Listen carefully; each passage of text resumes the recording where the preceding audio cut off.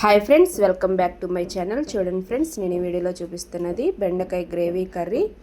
ఎలాంటి జిగురు లేకుండా చక్కగా రైస్లోకి కలిసే విధంగా నేను ఎలా చేసాను వీడియోలో చూపిస్తాను. నచ్చితే కనుక ప్లీజ్ సబ్స్క్రైబ్ అయితే చేసుకుని ఒక లైక్ చేయండి ఫ్రెండ్స్. ముందుగా నేను ఒక కప్పు పెరుగు అయితే తీసుకున్నాను.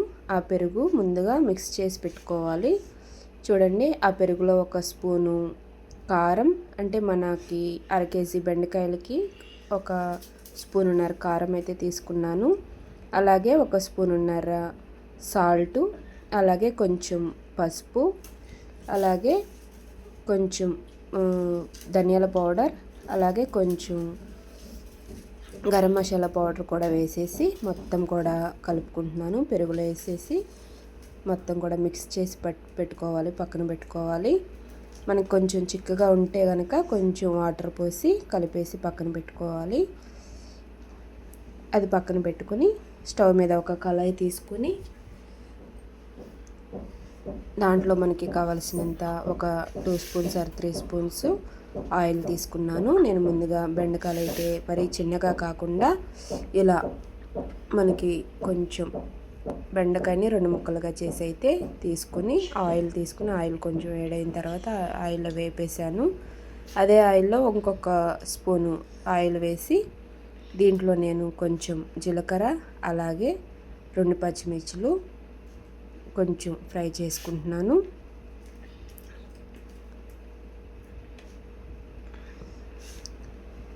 కొంచెం వేగిన తర్వాత ముందుగా కట్ చేసి పెట్టుకున్న చిన్నవి ఒక 2 ఉల్లిపాయలు అయితే కట్ చేసి ఆయిల్ అయితే ఫ్రై చేసుకుంటున్నాను.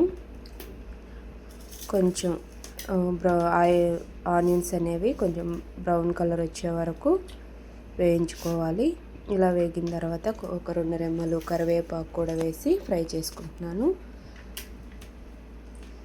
బెండకాయ కూర అనేది ఇలా చక్కగా జిగురు లేకుండా మనకి రైస్లో కలిసే విధంగా ఈ విధంగా అయితే చేసుకోవచ్చు. అలాగే ఒక స్పూను అల్లం వెల్లుల్లి పేస్ట్ కూడా వేసి ఆనియన్స్లో ఫ్రై చేసుకుంటున్నాను. అలాగే ఒక 2 చిన్న టమాటాలు కూడా కట్ చేసి పెట్టుకుని దీంట్లో వేసేసి వేయించుకుంటున్నాను. కొంచెం టమాటా అంతా ఉడికే వరకు వేయించుకోవాలి. ఇలా వేగిన తర్వాత చూడండి ఫ్రెండ్స్, ఇలా వేయించుకున్న తర్వాత ముందుగా కలిపి పెట్టుకున్న పేస్ట్, అంటే పెరుగు పేస్ట్ కూడా వేసేసి మొత్తం కలుపుకోవాలి. దీన్ని ఆయిల్ సపరేట్ అయ్యే వరకు కూడా మనం ఉడికించుకోవాలి. చూడండి ఫ్రెండ్స్, ఇలా కొంచెం గిన్నె కడిగేసి కొంచెం వాటర్ పోసాను. ఇలా గ్రేవీ అంతా కూడా కొంచెం ఉడికిన తర్వాత ఆయిల్ అంతా సపరేట్ అయిన తర్వాత మనం ముందుగా వేయించి పెట్టుకున్న బెండకాయ ముక్కలు అయితే వేసేయాలి. చూడండి ఫ్రెండ్స్, ఆయిల్ అంతా కూడా చక్కగా సపరేట్ అయిపోతుంది. సపరేట్ అయిన తర్వాత ముందుగా వేయించి పెట్టుకున్న బెండకాయలు కూడా వేసేసి కలుపుకోవాలి. ఇలా కలిపిన తర్వాత మనము బెండకాయ ముక్క అనేది కొంచెం ఉడకాలి కాబట్టి దీంట్లోకి ఒక గ్లాసు వాటర్ పోసి ప్లేట్ పెట్టేస్తే మనకి ముక్క అనేది కూడా చక్కగా మెత్తగా ఉడికిపోతుంది.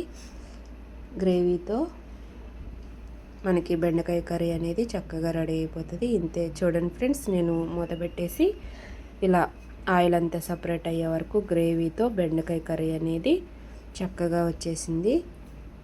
ఇంతే ఫ్రెండ్స్. ఈ వీడియో కనుక మీకు నచ్చితే ప్లీజ్ సబ్స్క్రైబ్ అయితే చేసుకుని ఒక లైక్ చేయండి friends. Thank you for watching.